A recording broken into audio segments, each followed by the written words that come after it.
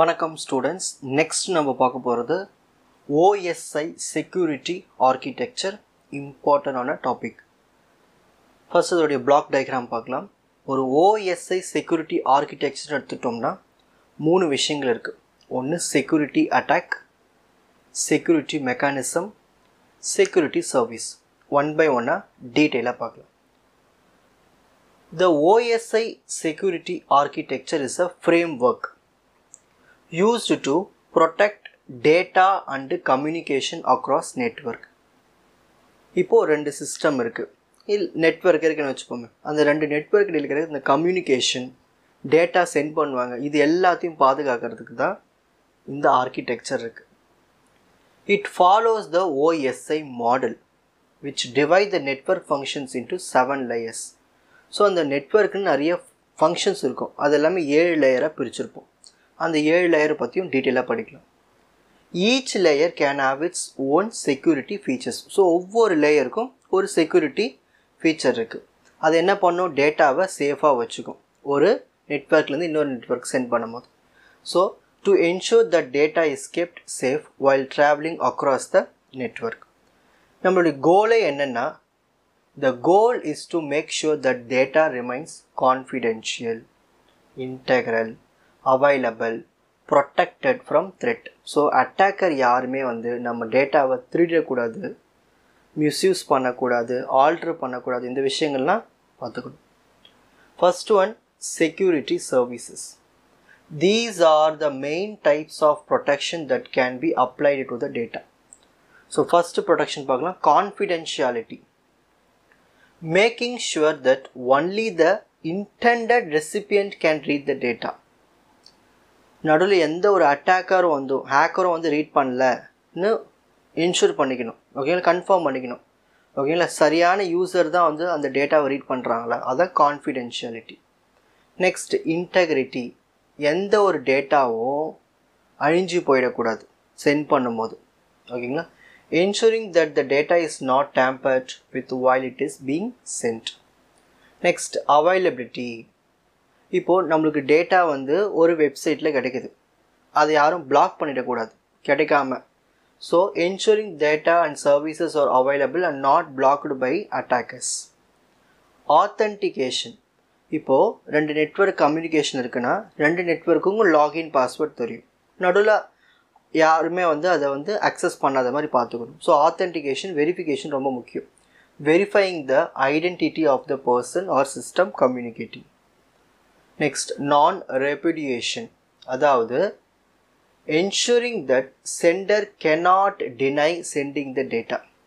அப்போது சென்டர் ஒரு டேட்டாவை சென்ட் பண்ணுறாரு ரிசீவருக்கு, அதில் எந்த ஒரு பிரச்சனையும் இல்லாமல் மாதிரி பார்த்துக்கணும். Access control. Ensuring that only authorized user can access the data or system. So ஒரு குரூப் ஆஃப் மெம்பர்ஸ் இருக்காங்க, அவங்கக்கிட்ட மட்டும் தான் லாகின் பாஸ்வேர்டு இருக்குது. ஓகேங்களா, லாகின் ஐடி பாஸ்வேர்டெலாம் இருக்குது, அவங்க மட்டும்தான் அக்சஸ் பண்ணுற மாதிரி இருக்கணும். உள்ளே வேறு யாரும் ஹேக்கர் அட்டாக் பண்ணாத மாதிரி இருக்கணும். Next, second one, security mechanism. So என்னென்ன மெத்தட்ஸ்லாம் யூஸ் பண்ணி ரொம்ப அந்த நெட்வொர்க்கை செக்யூராக வச்சுக்கலாம். These are the tools or methods used to implement the security services. So first one, encryption. Making data unreadable to unauthorized people. For example, இப்போ system attack ஆகிடுச்சு, உள்ளே hacker வந்துட்டார், இப்போ இன்ஃபர்மேஷனை படிக்க போகிறார், ஆனால் அவருக்கு புரியக்கூடாது. ஸோ அந்த மாதிரி என்கிரிப்ஷன் பண்ணியிருக்கணும். Firewall. Protecting a network from unauthorized access by controlling incoming and outgoing traffic. So ஒரு டைம் டேட்டாவை டவுன்லோட் பண்ணுறதுல டிராஃபிக் இருக்கும், அப்லோட் பண்ணுறதுல டிராஃபிக் இருக்கும். அந்த டைமில் யாராவது ஒரு அன்ஆத்தரைஸ்டு ஆக்சஸ் ஹேக்கர் உள்ளே வந்துட்டார்னா அப்போ நெட்வொர்க்கை ப்ரொடெக்ட் பண்ணுறதுக்கு ஃபயர்வாலில் பயன்படுத்தணும். Next, passwords and biometrics. So நம்ம ஒரு டேட்டாவை அக்சஸ் பண்ணுறதுக்கு பாஸ்வேர்டு கொடுக்கலாம், இல்லை பயோமெட்ரிக் மூலயமா அக்சஸ் வெரிஃபிகேஷன் பண்ணிக்கலாம். Verify identity before granting access. Digital signature. Ensuring that a message or document has not been altered and verified. The sender உடைய identity signature ஏற்ற மாதிரி அதுவும் ஒரு செக்யூரிட்டியை இங்கே பயன்படுத்தலாம். இதெல்லாம் mechanisms. Next, security in each OSI layer. So மொத்தம் 7 layer சொன்னாலே அந்த 7 லேயர்லையும் என்னென்ன செக்யூரிட்டி இருக்குது. The OSI model is made up of 7 layers. Security measures can be applied at each one. ஒவ்வொரு லேயருக்கும் ஒவ்வொரு security measure இருக்கு. First one physical layer. The physical layer என்ன பண்ணும்னா protect பண்ணும் hardware and cables. ஓகேங்களா, from being tampered with. ஓகேங்களா, எந்த ஒரு அட்டாக்கர் வந்தோ, அதாவது இந்த ஒரு நெட்வொர்க்கில் எந்த ஒரு பிரச்சனை கம்யூனிகேஷன் பிரச்சனை இல்லாமல் இருக்கிறதுக்கு இந்த ஹார்ட்வேர் கேபிள்ஸை முதல்ல கரெக்டாக பார்த்துக்கும். Next data link layer.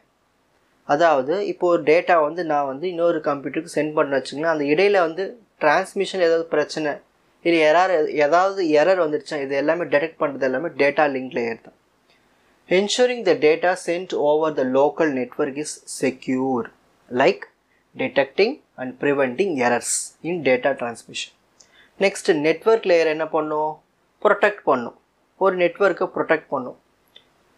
Protecting data as it travel between different network. இங்கே ஒரு நெட்வொர்க், இங்கே ஒரு நெட்வொர்க், இங்கே ஒரு நெட்வொர்க் இருக்குது. டேட்டா 3 நெட்வொர்க்கும் போகுது, அதுக்கு இடையில் எந்த ஒரு பிரச்சனை வரக்கூடாது. ஸோ அதுக்கு தான் நம்ம நெட்வொர்க் லேயர் பயன்படுத்தும். இதுதான் வந்து ஃபயர்வால்லாம் இங்கே தான் யூஸ் பண்ணும். Example using firewalls or encryption. Next transport layer. அதாவது 2 கம்ப்யூட்டருக்கு இடையில் டேட்டா வந்து ட்ரான்ஸ்ஃபர் ஆகணும், பர்ஃபெக்டாக ஆகுதா, அதுக்கு சில ப்ரோட்டோகால்ஸ்லாம் பயன்படுத்துவோம். Making sure data travelling between 2 computer is secure and private using SSL TLS encryption for web traffic. So இந்தமாதிரி ப்ரோட்டோகால்ஸ்லாம் பயன்படுத்தலாம் encryption. Next, session layer. Managing secure communication sessions between computers. 2 கம்ப்யூட்டர்ஸ்க்கு இடையில் இருக்கிற அந்த கம்யூனிகேஷன் செஷன் ஒரு குறிப்பிட்ட டைமுக்கு தான் இருக்கணும்னு டைம் இருக்கும். ஸோ அதுக்கேற்ற மாதிரி இங்கே இந்த மேனேஜர்ஸில் நடக்கும். ஓகேங்களா, வேலைகள் செஷன் மேனேஜ்மெண்ட் இதில் மோஸ்ட்லி நடக்கும். Next presentation layer. Ensuring that data is formatted securely, like encrypting it before sending. ஓகேங்களா, ஸோ டேட்டாவை அப்படியே சென்ட் பண்ணாமல் அதை என்கிரிப்ஷன் பண்ணி அதில் ஏதாவது உள்ள வந்து அட்டாக்கர் வந்து ரீட் பண்ணாத அளவுக்கு மெசேஜை நம்ம சென்ட் பண்ணணும். அதான் presentation layer. Next application layer. Protecting applications and data they handle like securing emails or online transactions. So நம்ம இமெயில் அனுப்புகிறோம், ஆன்லைன் டிரான்சாக்ஷன் சென்ட் பண்ணுறோம், அதை யாரும் அட்டாக் பண்ணாத மாதிரி பார்த்துக்கிறது தான் இந்த லேயர், அப்ளிகேஷன் லேயர். ஓகேங்களா, இப்போது ஸ்க்ரீன்ஷாட் டைம்.